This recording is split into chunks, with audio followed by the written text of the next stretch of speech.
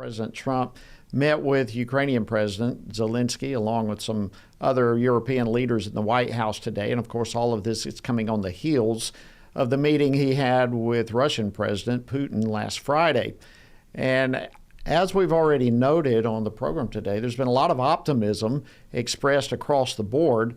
For the most part, I mean, there's some Democrats are still finding ways to debase President Trump's efforts to bring an end to this 3.5-year war.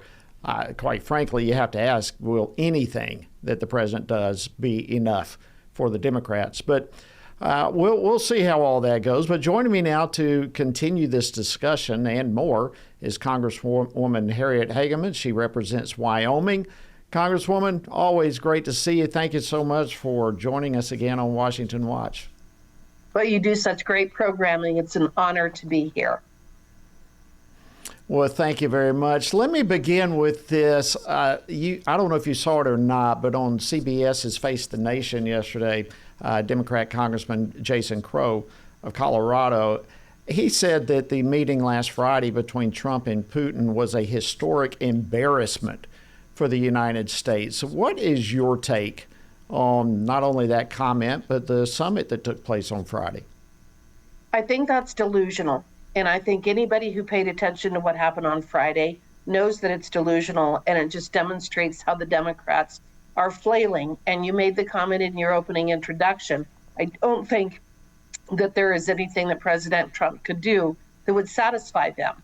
But instead of just sitting silently or maybe changing the subject or focusing on policies that actually they believe in, they have to tear everything down. Anytime two world leaders meet in an effort to try to resolve an ongoing war, it is not a failure. It is not an embarrassment. What it is it is an effort to stop the killing. We've had this going on for 3.5 years now. Putin has said it never would have happened on President Trump's watch in the first place. And now President Trump is the one who's willing to step up, put his moral authority on the line, his reputation on the line, and say, come on, everybody, let's see if we can get together and see if we can get this thing solved, because the killing needs to stop. Well said. And I think that's the right perspective with all of this. Whenever two world leaders meet together to put a stop to something like this, it's a great step in the right direction. And then following that, today, we have the meeting with Zelensky and other European leaders. And of course, the jury is still out on that. But everything we're hearing so far, and it just ended probably 20 minutes ago, but what we're hearing so far is very positive on that.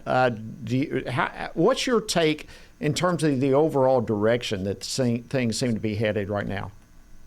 I believe in life, and I want to preserve life. And what we're watching take place between Russia and Ukraine has been a tragedy for all sides.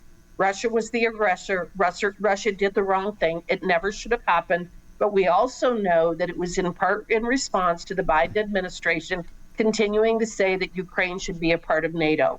We now know, after the last 4.5 years of the incredible corruption that was taking place with Hunter Biden and various interests in Ukraine, how much of the Biden policy was a spillover in relation to what Hunter Biden had been doing for the previous 4, 5, 7, 8 years? I can't answer that. I don't know if any of us know at this point. But we do know that there was an impact because the president of the United States had a son who was engaging in corrupt practices in foreign countries, and we're now all suffering the consequences of it. So here we are yet again. I will say it, that anytime you have world leaders who attempt to come together to resolve a conflict of this nature, it is a good thing. Is it going to succeed? I can't sit here and tell you what it is. I'm not even sure what success looks like right now. It's one of the reasons that I have pushed back against sending additional aid to Ukraine, because nobody has been able to tell us, number one, where all the money has been going, what the accounting has been, what the money is being spent on, and at the same time, what is the ultimate goal here? And I look at the European leaders over the last couple of years, and if you'll remember, there were 2 different times that Mr. Zelensky came out and said, we need to talk about a ceasefire.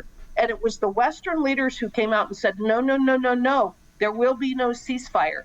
It was the European leaders who came out and said, no, we're not talking about a ceasefire. And I always thought that was so strange, because it was as though they had some kind of an interest in perpetuating a never-ending war. I just don't believe that way. And I think that this is an opportunity to try to get some peace in the region. Yeah, very good. And I remember those. I think that's a good perspective to bring back into this equation and this conversation. I was able to be in some of those meetings too, and you're exactly right. What happened there. Congresswoman, if I can, I wish I could have you on and on. There's so many things I'd like to put out there for you. But as you're talking about some of these decisions like this, let me bring it a little bit closer to home. You have been on top of the FISA reform efforts.